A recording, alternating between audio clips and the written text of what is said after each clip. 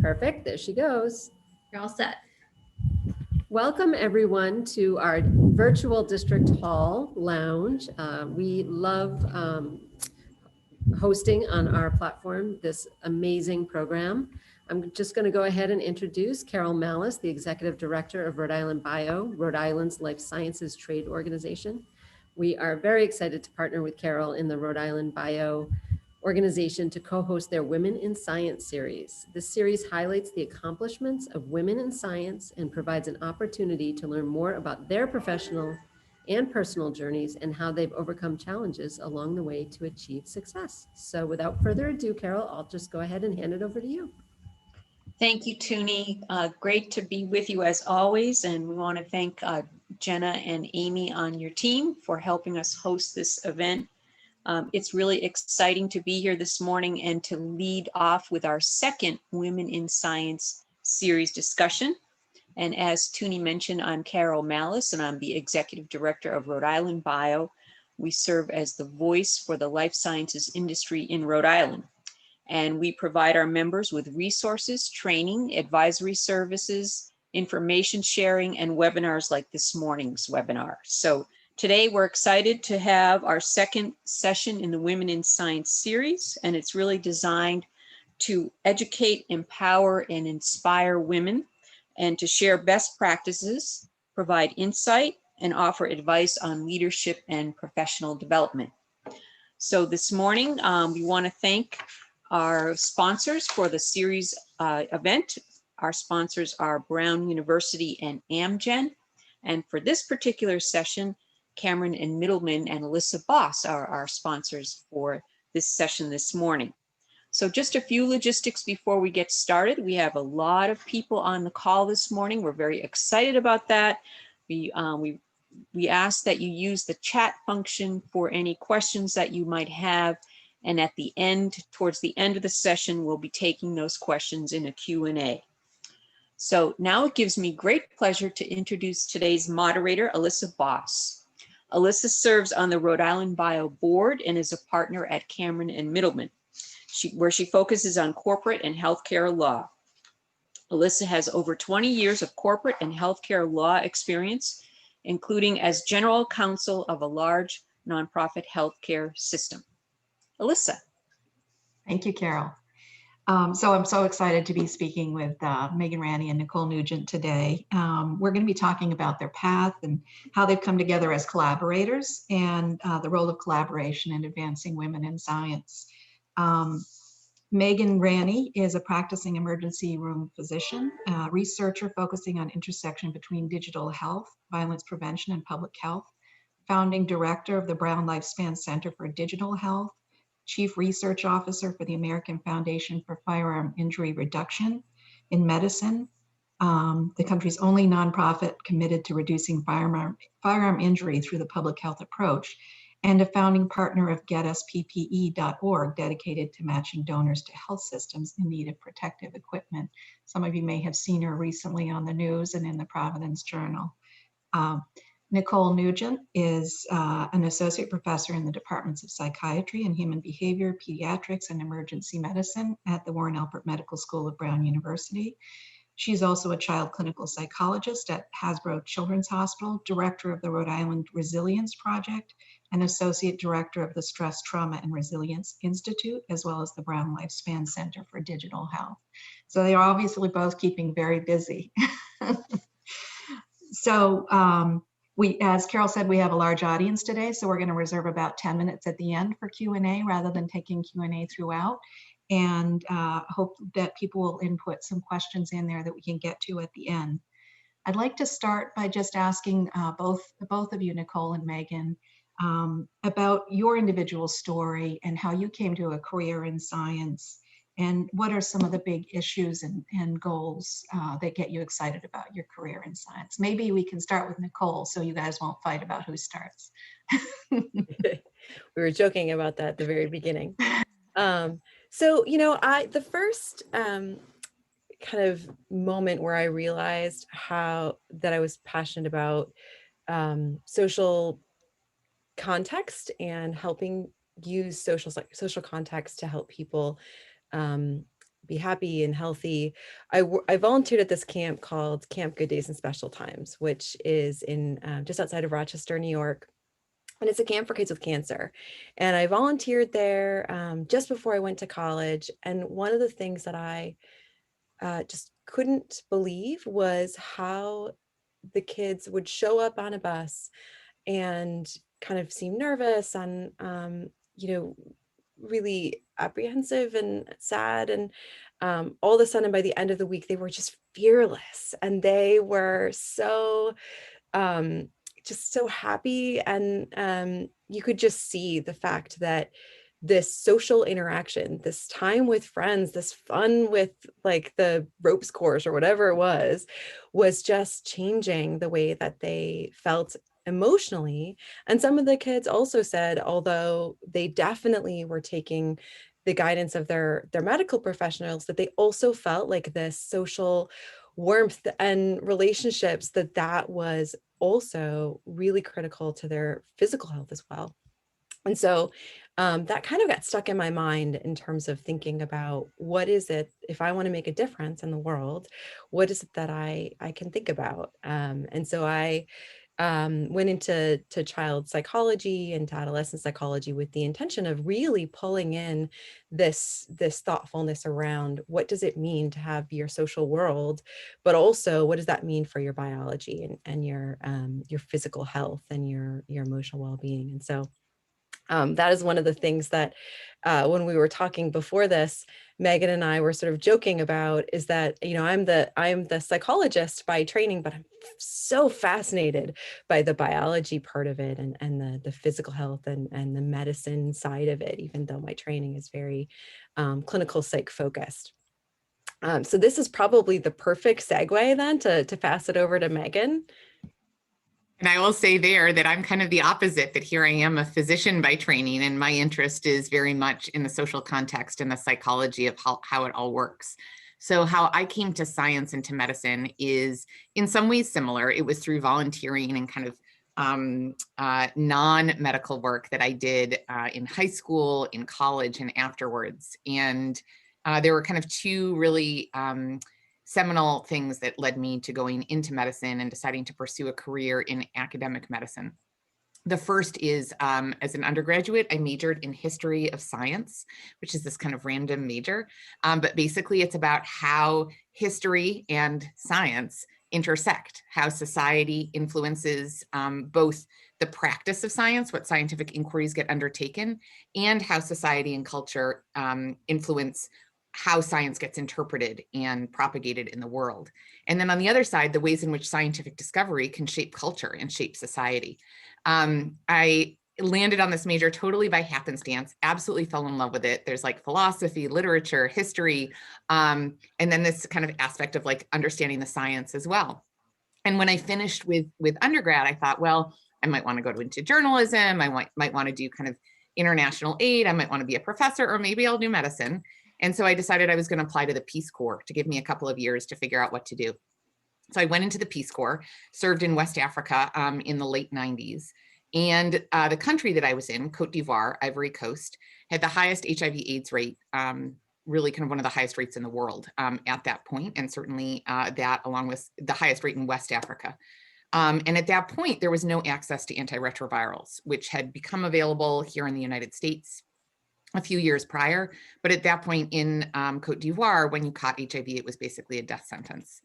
And I spent a lot of time trying to educate. I'd taken a course as part of my history of science major around healthcare as a human right, led by this guy, Jonathan Mann, who really used HIV as a lens into why healthcare was a human right. And so I spent a lot of time educating folks in my village and kind of surrounding towns around what HIV was, how to prevent it.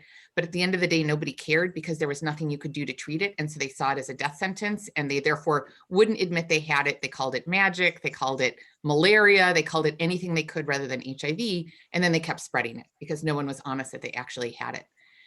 And I looked at this and I took my history of science background and said, well, I want to be able to write about this and study it and think about how culture and HIV intersect here. And then at the same time, I was like, but I want to be able to treat it. I want to be able to give people these life-saving drugs so that they can live, and so that HIV/AIDS is not a death sentence, and so that then it gives us an impetus to try to stop its spread. And that was what made me apply to med school, was that I wanted to be able to treat my villagers. And I came to medical school planning to go back and work overseas, but very much with the intention of both treating and studying and writing about what happened. And I realized very quickly that to study and write in medicine, at least at that time in the late 90s, early 2000s, you really had to be a scientist. And so that was what led me into being a scientist. My very first paper was looking at informed consent of folks in Mali. And how kind of informed consent changes when you present scientific knowledge in different languages. That then led me to be here. And now here I am looking at how science and society intersect in very different ways in my work, looking at the impact of technology on our kids and adults' mental health and how we can use it to improve behavioral health. And although I absolutely adore my day job as an emergency physician and love understanding the biology and physiology, at the end of the day, what most motivates me is getting deep into my patients and their communities' motivators and looking at what the drivers are of good or poor health. And that's where then Nicole and I connected and have worked together for almost a decade now, the ways in which our work intersects. That brings me right to the next topic then. So you've talked a lot about where science and society intersect and about your careers and your the things that are driving you. How did your paths intersect and how did you come to be working together on a number of different projects and initiatives? Gosh, so I think Nicole reached out to someone in the emergency, a fellow emergency physician, about a grant that she was putting together. And then he linked her, a guy, Tom Chun, who many of you may know. He then linked her to me and to a few other folks within the Department of Emergency Medicine. Nicole and I discovered that we're both from Buffalo, New York. So we had an instant connection there. And then we just liked each other. And her methods were super cool. And I guess that she thought that I was a pretty decent scientist too. And so we just kind of connected and we started working together on this grant that she has, which I'll let her talk about. And then it's led to a series of other collaborations over the years, and it just keeps expanding. It's one of those lovely examples of how we've kind of been able to grow each other's scientific expertise, but also kind of realm of influence, because we each have, as you've heard, we have slightly different takes on kind of how to do this. And so it's this like constant push pull, but it's also an example of kind of the addition of the two of us being together being more than an arithmetic increase, but rather we get this kind of geometric growth in knowledge and potential when we get to work together. Nicole, do you want to talk about that original grant that brought you together? Sure. And I also actually just want to comment on the like sort of serendipity of it. And just for folks who are thinking, how do I form new relationships and new collaborations? I will say this example of working with Megan, of working with Tom Chun, some of the best collaborations I've had have started with a cold email, like literally just, hey, I'm really interested in this thing. Would you be willing to talk to me? And it sounds untenable, but it really just has been such a blessing in terms of many people who've become some of the most important people in my life at this point. It started out with me sending them an email and saying, I have this idea, would you be interested? So I think for people who are holding back when you have that idea, just send an email. But I would say the first study was, again, like kind of coming back to this place in which I think Megan and I have some complementary skills and interests. The first study was an R01 that did get funded, and it's recruiting kids out of the ED, which is, as you might guess, a natural place for Megan to be involved. We recruit kids out of the ED, and then we follow them prospectively to try to better understand the social components, the physiological components that influence who goes on to develop PTSD. And so it is very very descriptive around pulling in some technology, but using technology to understand the social context. It involves this like psychophys, some of the classic like laboratory paradigms that are in my comfort zone of really being interested in biology and psychophys, but really capitalizes again on some of the stuff that Megan does around ED and understanding stress and trauma. I don't know if you want to expand at all about that, Megan. I'm happy to talk more about that kind of later if folks want. But yeah, it's just, it's a neat chance to kind of take these new scientific methods, apply them to new technologies, and then apply them to the clinical sphere that we see every day. And so I think one of the wonderful things about our collaboration is that we take that kind of real life lived experience that both Nicole and I have from being practicing clinicians. Both she and I still see patients clinically, combine it with our respective knowledge of kind of the science, that I work more on the intervention development side, and she works much more on kind of this more basic science side, and then use it together to kind of create both the questions and the techniques for getting to the answers, which is, I think, the most exciting part. And so the study that Nicole just described, and then we're leading into a new study that we're just launching, which gets me so excited, where we're going to be looking at adolescents' social media use and perceived social support over a 6-month period in order to identify drivers of mental well-being and drivers of violent victimization, knowing that their kind of social connection are intersecting, and that for kids these days, so much of it is around their social media use. Never would have been possible if Nicole hadn't sent that initial email, what is it, 6 or 7 years ago, probably at this point.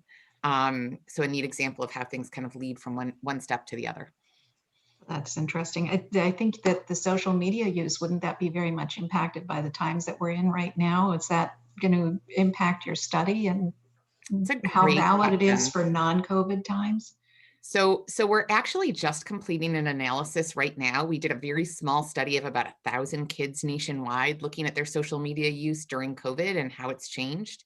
And I don't want to kind of steal the punchline because it's just, we're finishing up the paper, but it has increased. But where its effect has lied on kids really depends a little bit on who they are and why they're using it. And it's going to be interesting with this new study that we're doing. We actually haven't started recruiting kids yet because we do want to wait until we're through the thick of COVID. But I think there's going to be this post-COVID like washout, right? We've all been living on adrenaline and we've all been living at home for the last year.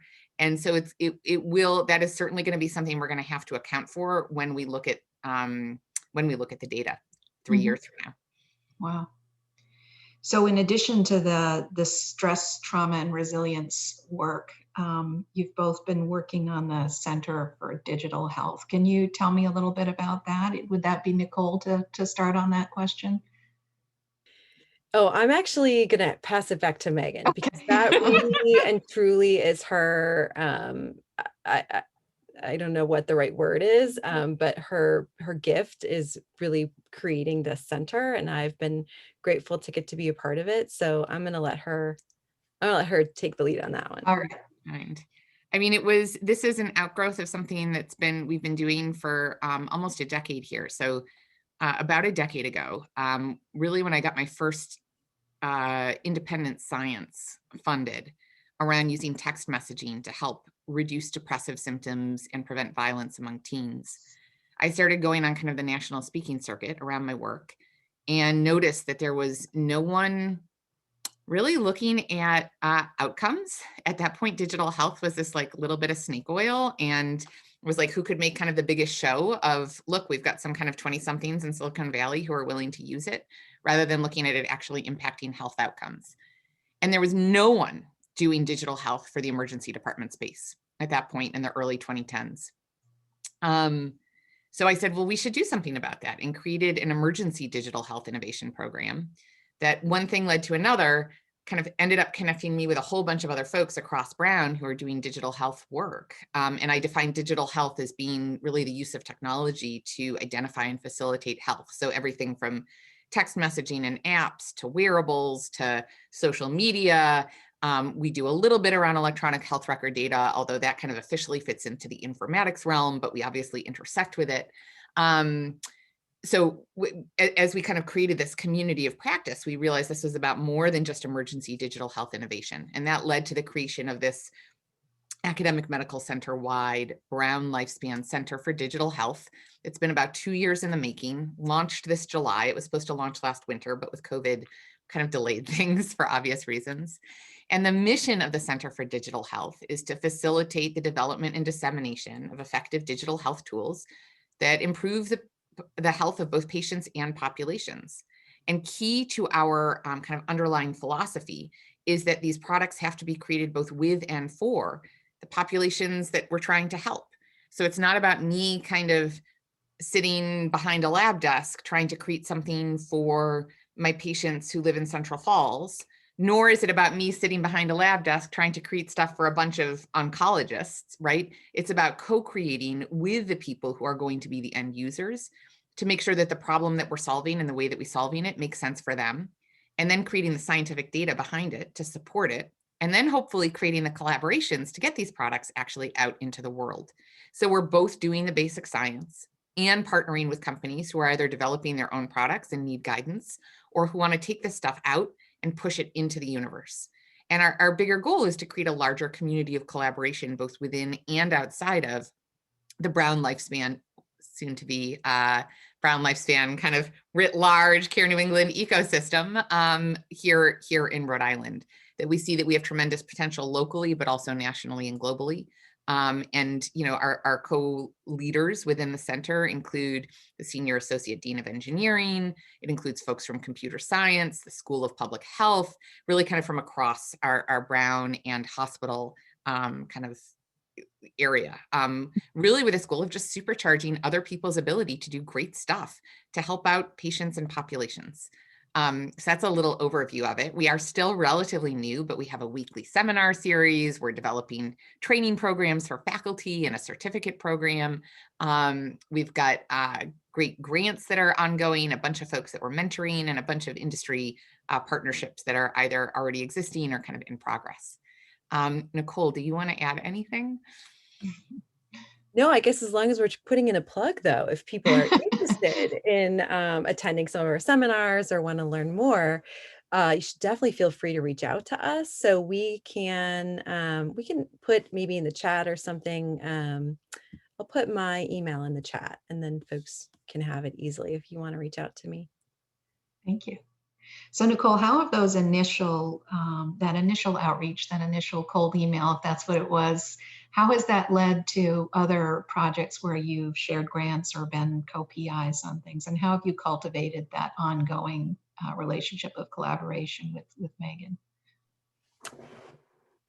So the first positive experience I had with that, I was on clinical internship. So in clinical psychology, you have, just like in medicine, you have this year where you go somewhere else and you don't get to totally control where you go. But then after that, you can go to postdoc. So while I was on internship, I had been to a talk that Kirsten Conan, who's at Harvard, had given years ago, and I'd heard all these great things about her. She's this amazing scientist. And so I thought at the time, I really loved where I was. I was at the Medical University of South Carolina in Charleston. But my husband, at that point, fiance, soon to be husband, had matched in Providence, Rhode Island at Brown.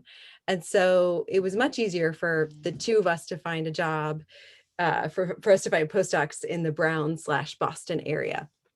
So I was a little strategic about reaching out, especially in this region. And I reached out to Kirsten and had not met her at all. There was no reason she should ever have emailed me back, but she wrote me back and was very kind. And she didn't have a postdoc position for me, but she started to look into some options. And she started telling me, you know, what you can do is you can write a K award. And so she started creating all of these new opportunities before I'd even fully applied to work with her. Mm-hmm. It turned out that I got a T32, which is a nice funded postdoc here at Brown, which is where I have stayed. But sort of that was the secure kind of plan, as opposed to what she was able to cobble together was a little fuzzy. And so she said, you know, we're still going to collaborate. We wrote, you know, multiple chapters. She was totally on board with the K, ended up being one of the most important female mentors for me, and really showed me this idea of the difference between mentorship and sponsorship. So, you know, a lot of folks will talk about, are familiar with this idea of mentorship. So there's this person who sort of is more knowledgeable and more experienced and is telling you what to do and advising you. But this idea of sponsorship, which morphed so naturally and beautifully with her, became this model of her quickly pulling me up and just handing me opportunities rather than saying like, I'm going to mentor you and teach you how to take them on, which was a really amazing experience.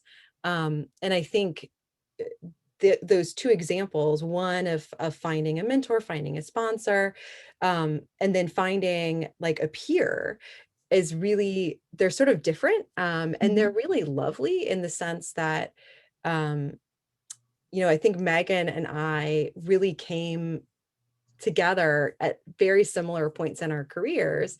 And so really had created our whole sets of our separate labs, our separate lines of research, and then came together as collaborators, which is so different, I think, than when you find a mentor. So I think both are worthy. And I also think that there are examples where that can happen further along in your career as well, that you can continue to reach out to folks and find mentors and sponsors, maybe through cold call or maybe through some other approach. Great. And I You think, both talked about, oh, so go ahead, Megan. oh, no, go ahead, Alyssa. I was going to say, you both talked about coming from different perspectives and from sort of cross-disciplinary collaboration. What are the benefits of that, and how do you sort of take advantage of the different perspectives that you bring to your collaboration? So I'll take that, and then I'll kind of echo what I was just thinking as I was listening to Nicole talk, which is that it's never about having one mentor or sponsor, right? And that there are different levels of mentors and sponsors. And I find that some of my most effective or most precious, both mentors and sponsors, are my peers, particularly those who do come from slightly different perspectives. And, at this point in my career, I think Nicole and I are both getting close to being up for full professor. And I still have a group of mentors and sponsors, and that group keeps growing and changing. The folks that I talked to almost daily a decade ago are not the people that I talk to almost daily now, but they're still people I talk to. I still count them kind of in my larger, my extended family now. And I think that it is critical to have people that come from different perspectives and roles. And so I think for most of us early on, we start with people primarily in our own area, right? So for Nicole, it was clinical psychologists. For me, it was emergency physicians.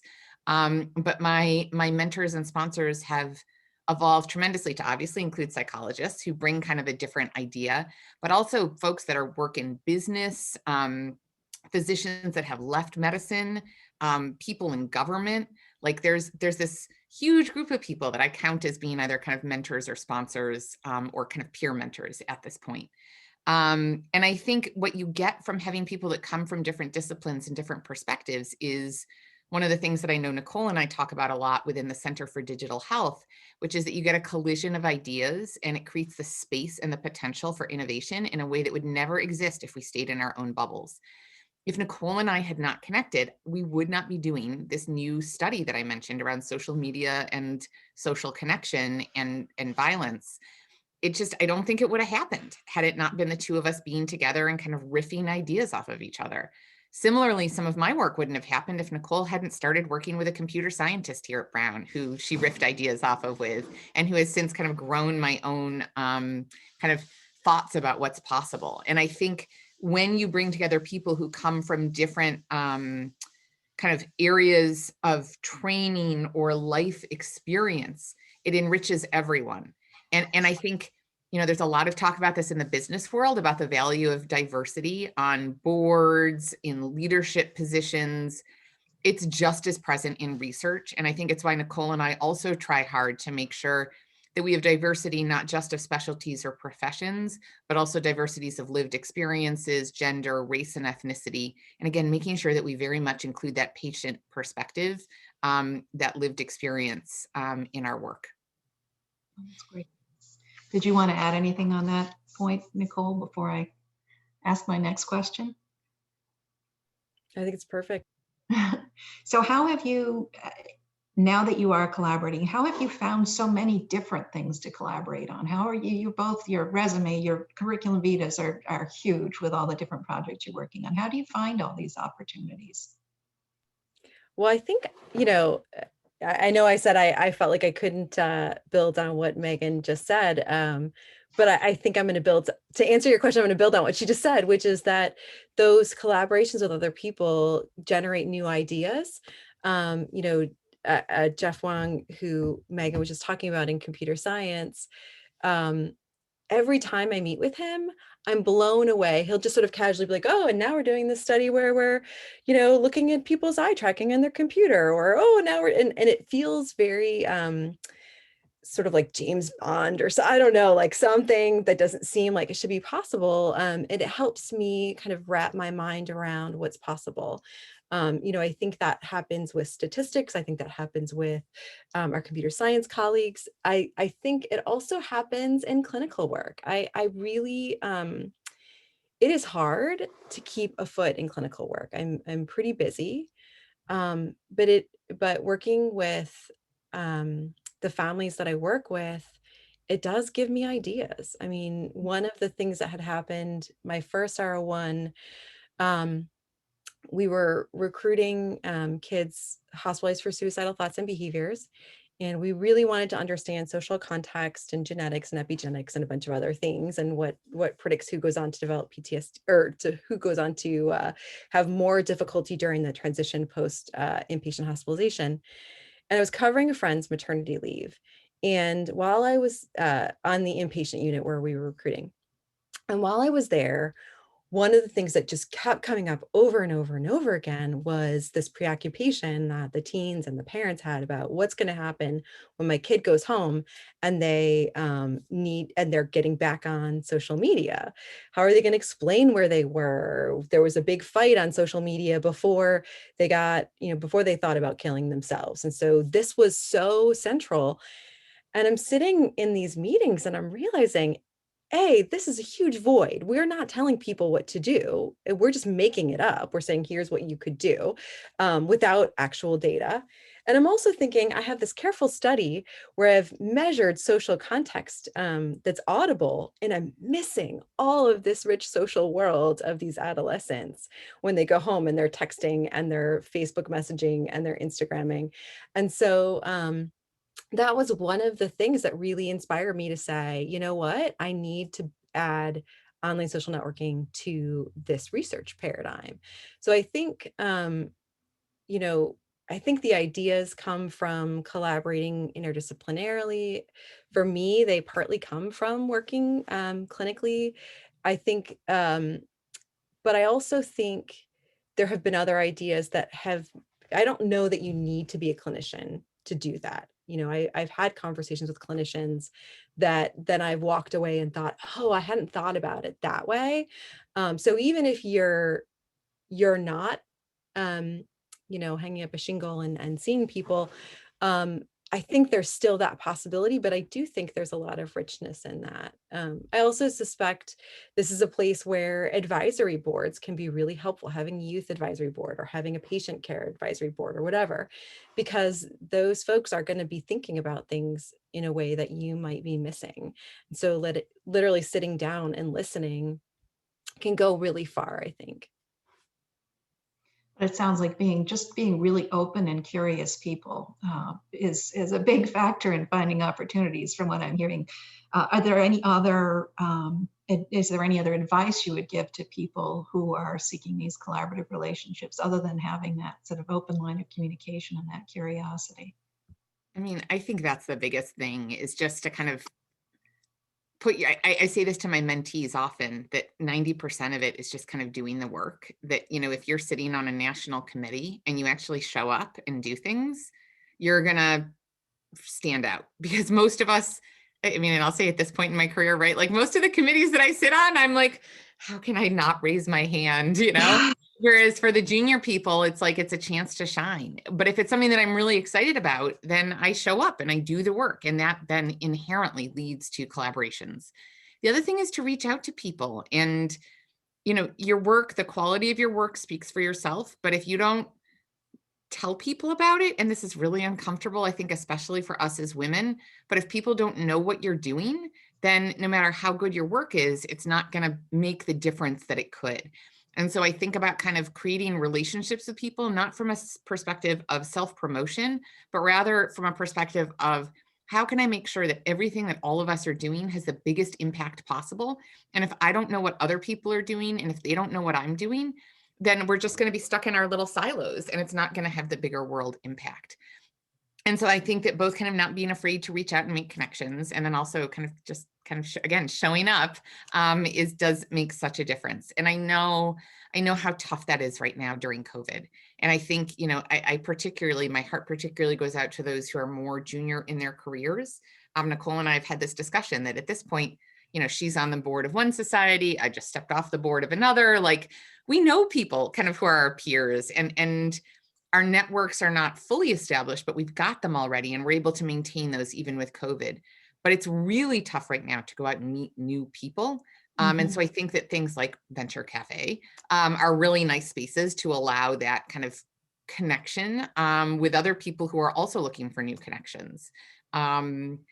And then the last thing that I'll say there, Alyssa, is, and I said it to start, but I'll say it again to finish, which is then kind of when you make connections, what makes them worthwhile, what truly presents opportunities is when you do projects together. If Nicole and I had met 6 years ago and been like, oh, nice to meet you, like that would have been lovely. I would have been like, oh, she's a nice person.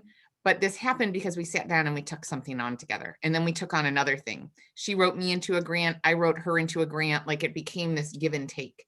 And there's that kind of superficial level of connection versus the deeper level. And I mean, I'll say the same thing about Carol. I met her probably a decade ago, back when it, you know, she was running MedMates, and it was this lovely, oh, Carol's a terrific person. And then, you know, she was like, well, Rhode Island Bio is doing, this was probably 3 or 4 years ago that you were doing a conference and kind of had me MC. And then I was doing something and had you come and do something. And like, you get kind of, you can create opportunities for each other. And I think that that's so much of it too. And that's also about kind of us lifting each other up.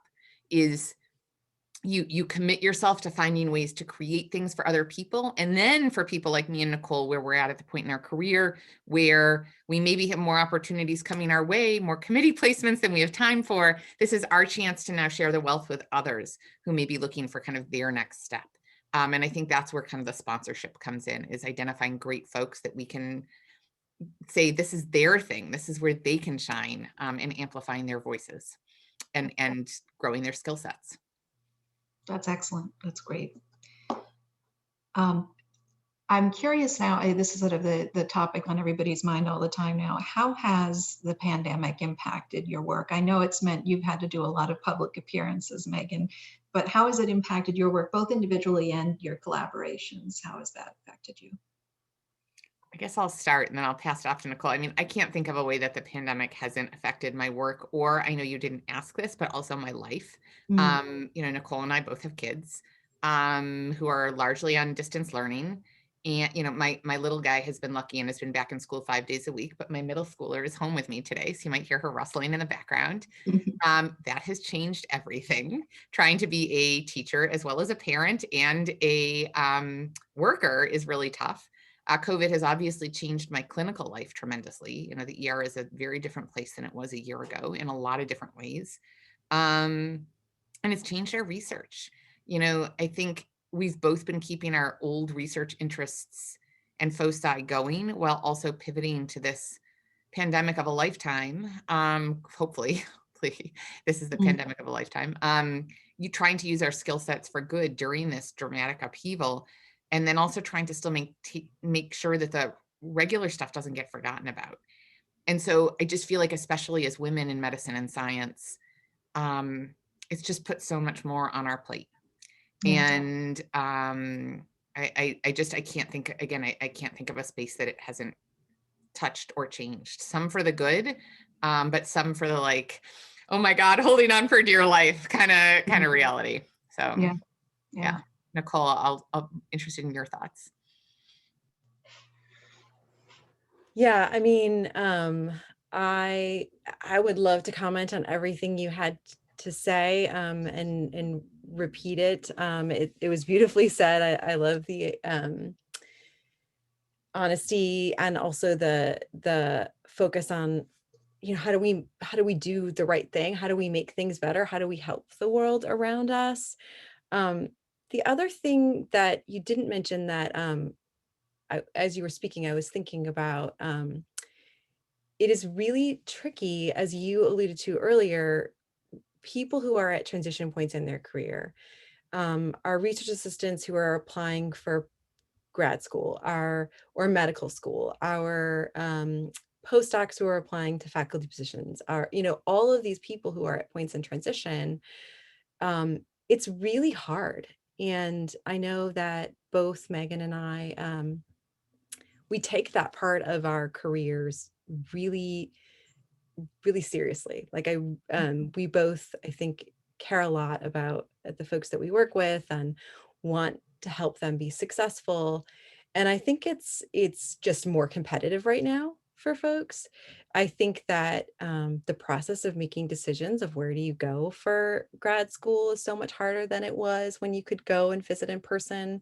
And I think that there's a pressure, at least for me, in the background of like, trying to keep afloat the program of research, the family life, the my own career, the projects that need to get done, the papers that need to get written, the collaborations. I often am the stats person on people's grants, so always working on the next other person's grant, and then also just this really important value that I have around making sure that people who are at those transition points, that things are going okay for them. And that has been, I think, really stressful as well to have in the background, kind of worrying about how that's how to help them to be successful in this new world that we're in. So I think that's the other thing that can be a tricky part of being, at least at this point in my career, for me personally.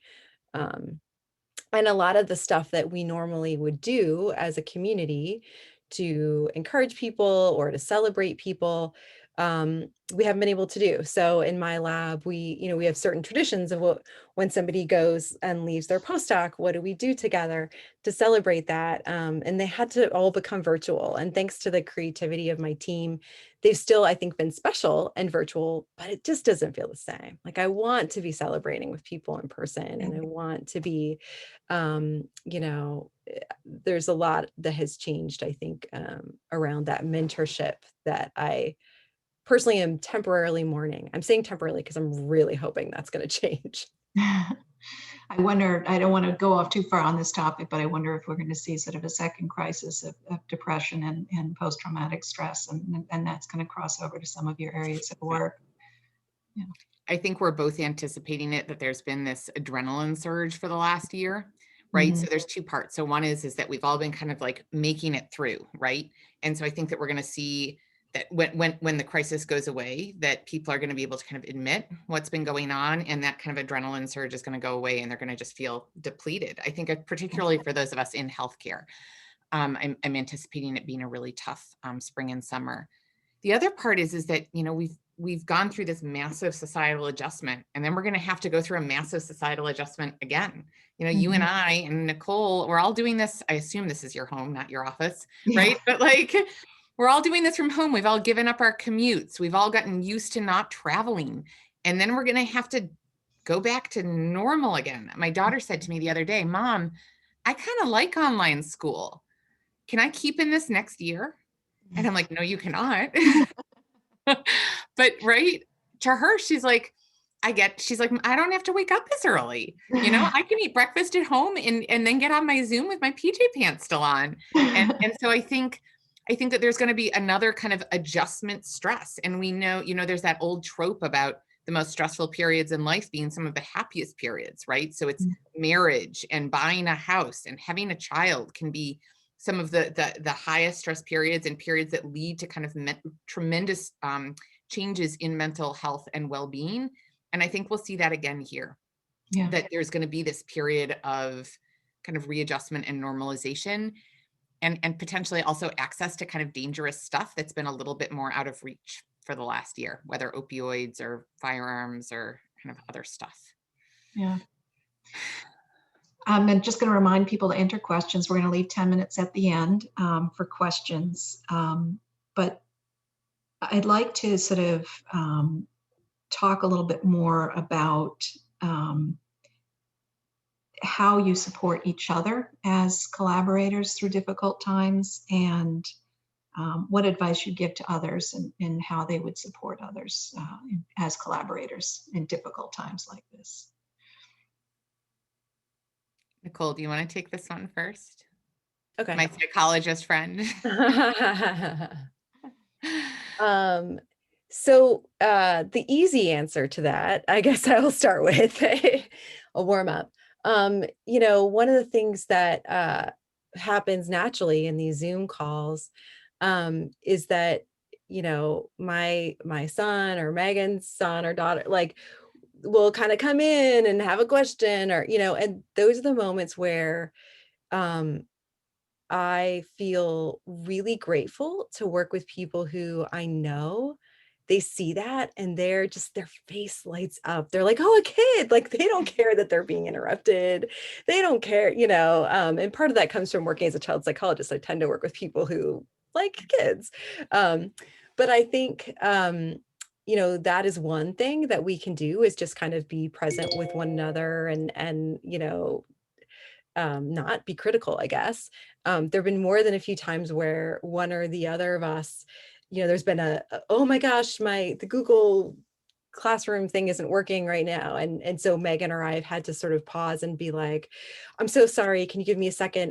And we both know that the other person's like, of course, this is what you should be doing right now. You should be making sure that the Google Classroom is working. Like, Yeah. that is the most important thing in this moment.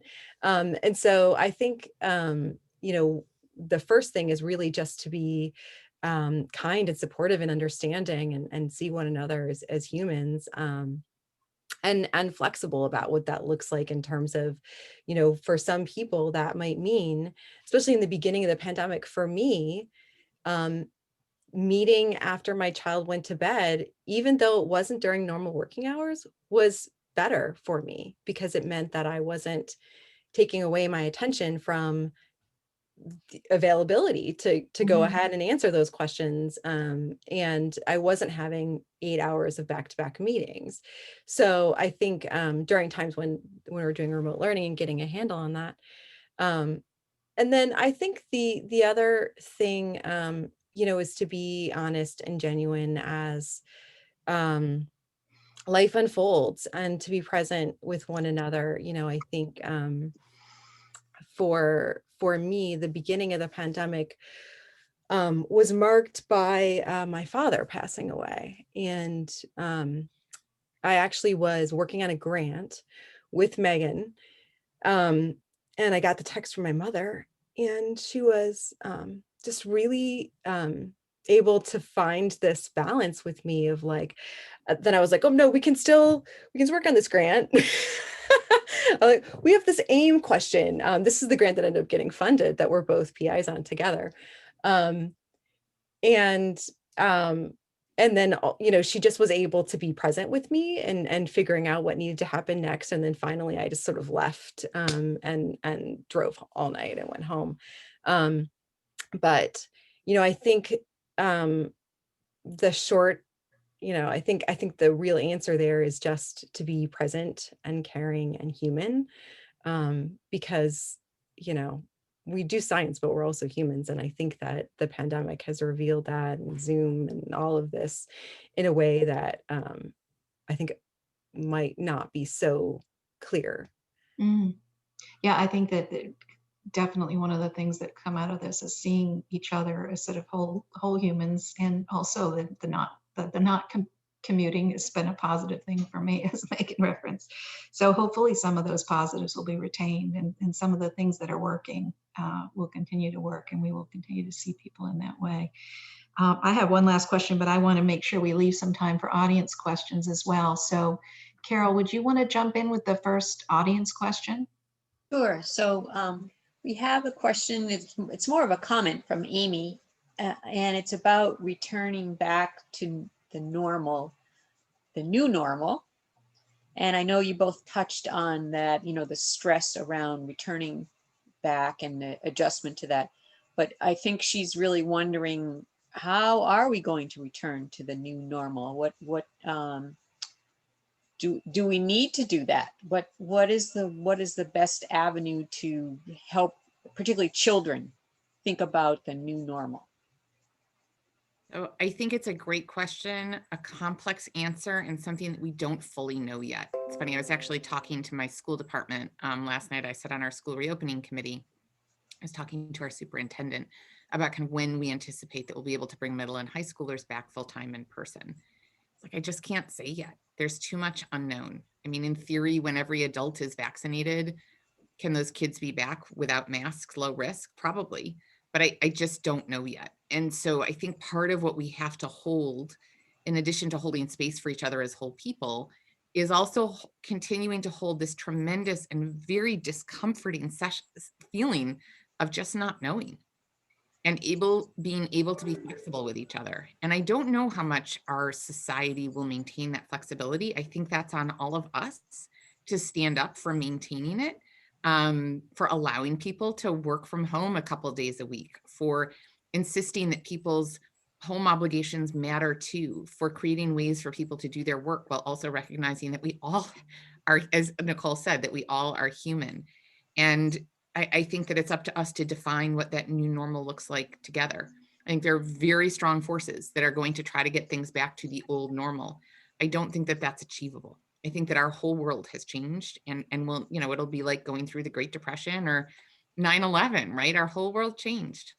And I think this is going to be the same. And I just don't know that we can do kind of future thinking and predict where it's going to land, but I think it's too soon to say with certainty. Right.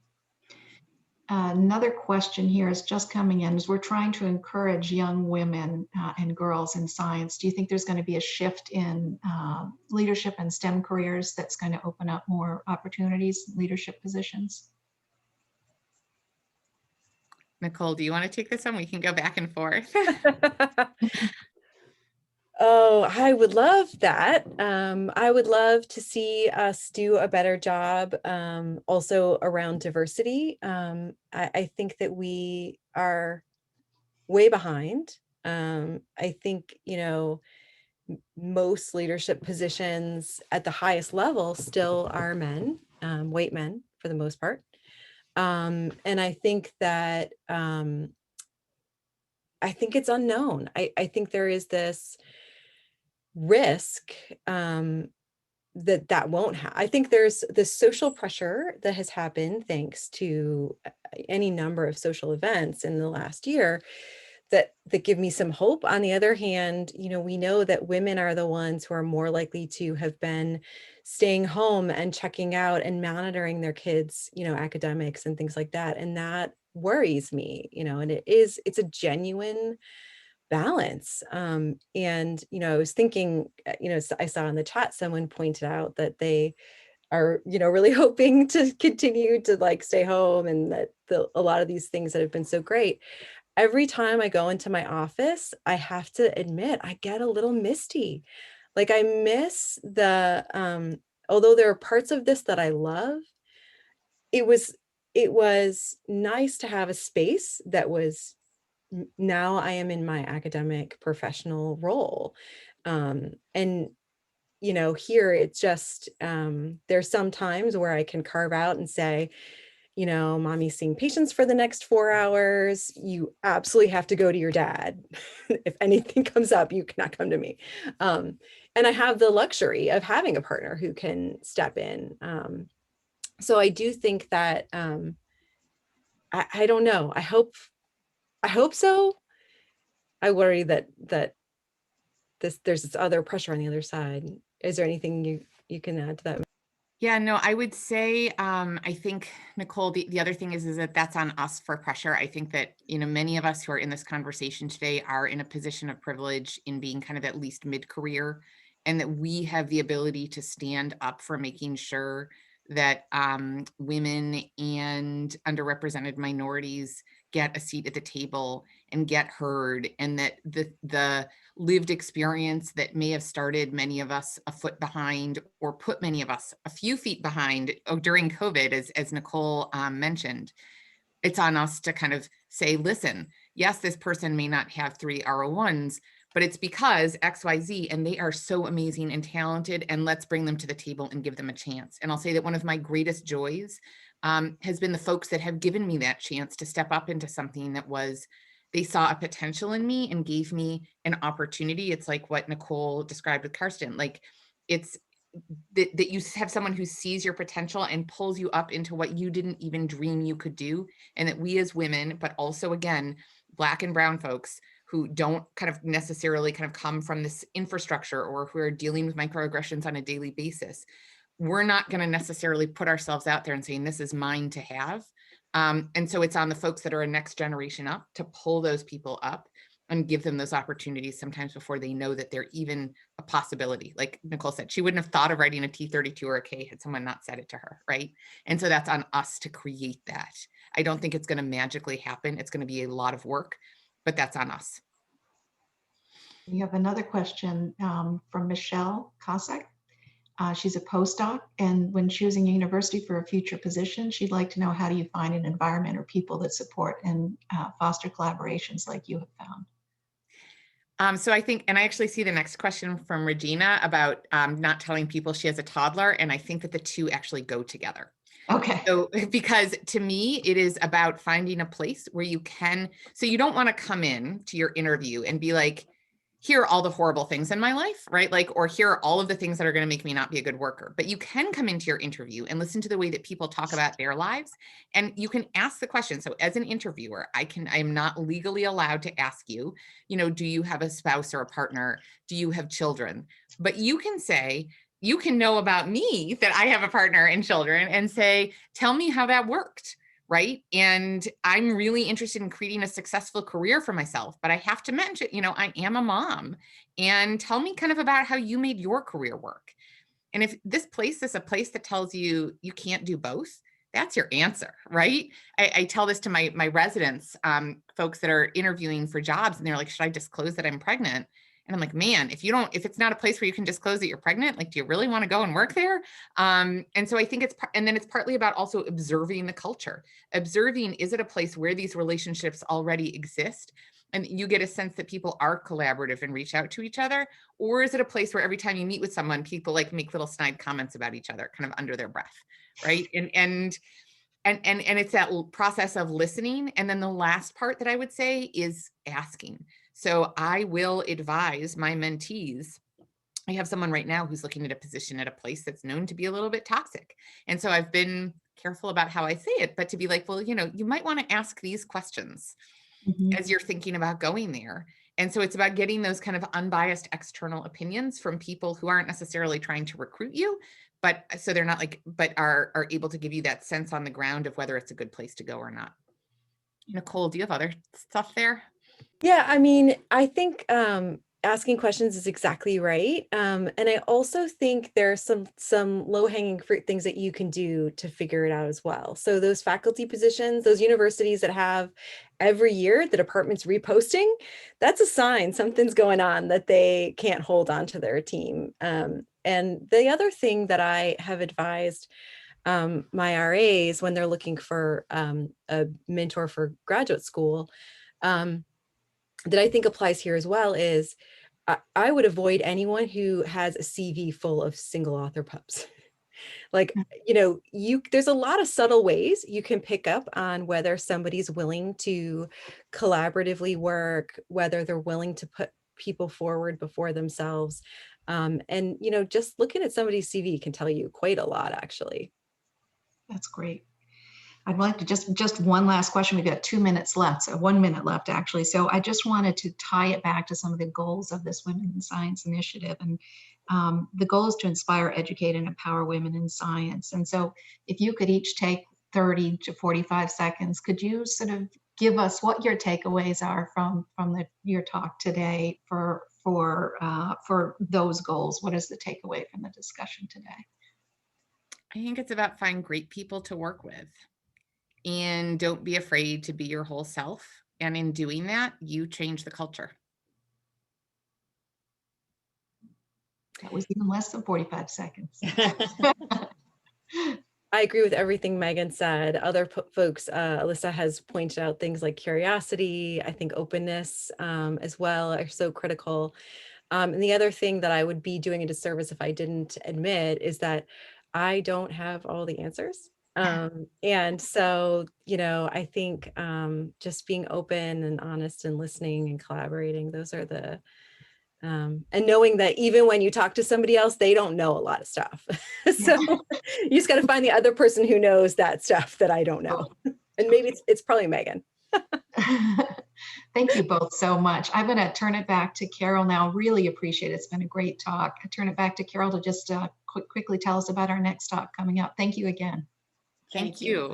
Thank you, Megan, and thank you, Nicole and Alyssa, and to our sponsors, Brown, Cameron and Mittleman, and Amgen for today's session. It was a great session. We got a lot of great feedback already, and we're excited to let you know about the next session coming up on March 23rd at the same time, and this one will be with Patrice Milos, who is our board chair at Rhode Island Bio, and David Smith, who wrote the book Good Guys, and he's going to be talking about men as allies to women in the workplace. So hope you can all join us for that session.